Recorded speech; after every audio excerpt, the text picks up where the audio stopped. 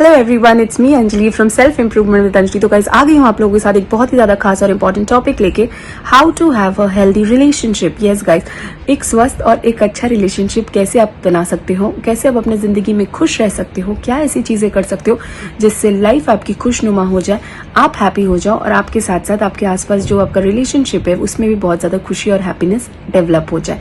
तो guys healthy relationship कैसे होता है, सबसे पहला चीज है जो आपको जानना है वो है जब आप एक दूसरे को म्यूचुअल रिस्पेक्ट और ट्रस्ट करते हो। जब आप रिस्पेक्ट दोगे सामने वाले को, सामने वाला आपको रिस्पेक्ट देगा, इससे बढ़ता है आप दोनों के बीच में रिस्पेक्ट, हेल्दी रिलेशनशिप, प्यार, इज्जत और जज्बात आप लोगों के एक दूसरे के लिए बहुत ज़्यादा स्ट्रांग होने लगते हैं। क्यों? क्योंकि आपने उनको रिस्पेक्ट दिया, उसने आपको रिस्पेक्ट दिया और आप लोग एक दूसरे के साथ और ज़्यादा हैप्पी और हेल्दी लाइफ स्टाइल कर पाओगे। दूसरा है गाइस, एक दूसरे के करियर में एक दूसरे को मोटिवेट करना। यस गाइस, एक हेल्दी रिलेशनशिप के लिए वो आपका जो पार्टनर है आपको रिस्पेक्ट करेगा, आपको प्रोत्साहन देगा आपके करियर के लिए और आप उसे प्रोत्साहन दोगे। तो इसमें क्या होता है, दोनों एक दूसरे के काम को इज्जत दीजिए, एक दूसरे को इज्जत दीजिए। इससे आप दोनों के बीच में हेल्दी रिलेशनशिप डेवलप होगा और आप एक दूसरे से प्यार भी ज्यादा और रिस्पेक्ट भी ज्यादा करोगे। तीसरी टिप अगर मैं आपको बताऊं वो हो सकती है, अगर आप लोग एक दूसरे की बात सुनो, be a good listener in a relationship. अगर आप एक हेल्दी और अच्छा रिलेशनशिप चाहते हो तो दोनों एक दूसरे की बातें सुनो, एक दूसरे की बातें कोई अग्री करते हो या नहीं भी अग्री करते हो, सुनो, एटलीस्ट रिस्पेक्ट दो। जब रिस्पेक्ट करोगे तो एक दूसरे से चीजें सुधर जाएंगी। एक दूसरे की बात सुनने से ही सामने वाले को ये लगता है कि ये मेरे बात का अनादर नहीं करता या मेरी बात को सुन के अनसुना नहीं करता है, ये मेरे बात को सुनती है या ये मेरे बात को सुनता है, समझता है। भले मानना है ना मानना वो अलग बात है, लेकिन सुनो सामने वाले की बात। इससे आप इज्जत को इज्जत दे रहे होते हो और दोनों के बीच में रिस्पेक्ट और हेल्दी रिलेशनशिप डेवलप होता है। चौथी है maintain good trust. Yes guys, एक दूसरे के ऊपर ट्रस्ट करना, भरोसा करना, एक दूसरे को समझने से भी ज्यादा इंपॉर्टेंट है, क्योंकि बहुत सारे रिलेशनशिप टूटते हैं इस बेसिस पे क्योंकि उनमें ट्रस्ट नहीं था।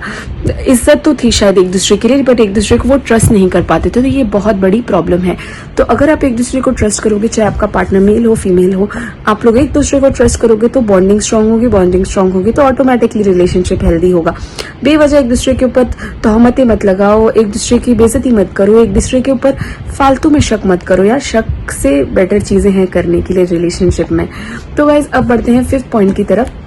5th पॉइंट का ये मतलब होता है कि च्युइंगम की तरह अपने झगड़े को मत खींचो। झगड़ा सब में होता है, कोई बात नहीं, आप में होता है, मेरे रिलेशनशिप में होता है, सबके रिलेशनशिप में होता है, बट उस रिलेशनशिप में सिर्फ झगड़ा करते रहना और रिलेशनशिप में कुछ भी आगे नहीं अच्छे से कर पाना एक बहुत ही खराब प्रॉब्लम है गाइज। आपको ये चीज अच्छे से सोच के समझ के रिएक्ट करना है। आप एक दूसरे के ऊपर ट्रस्ट करिए, प्यार करिए, इज्जत दीजिए।